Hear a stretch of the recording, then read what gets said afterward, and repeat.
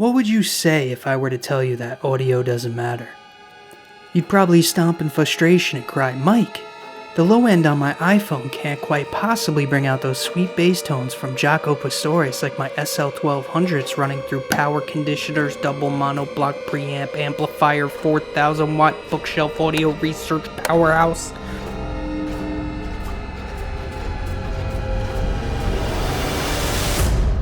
Well, you're probably also the same guy who asked how my Conrad Johnson CD player could be fully tested if I don't have the remote. But there's one difference between me and you. I have a Krell KAV-250a and you don't. And I'm gonna run this puppy through a set of $5 speakers just to watch the world burn. The Krell KAV-250a released in 1999 with a whopping retail price of $3,300, in tandem with the KAV-250a3 for $4,200, totaling $7,500, both of which I own. But I don't necessarily need 5 channels for this evil experiment. The 250a features 250 watts per channel into 8 ohms. However, when the channels are bridged, the amplifier's output power is quadrupled. The amplifier delivers 1000 watts to an 8 ohm load for maximum power.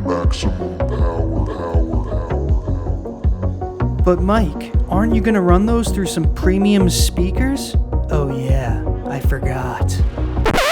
The Sony SS-MSP1 are arguably the most garbage speaker one could lay hands on. The SS denomination stands for super shitty. With a rated impedance of 8 ohms and a power handling capacity of 100 watts, these little puppies pack a punch and transfer your music into garbage across all frequencies. So, let's get into it, shall we?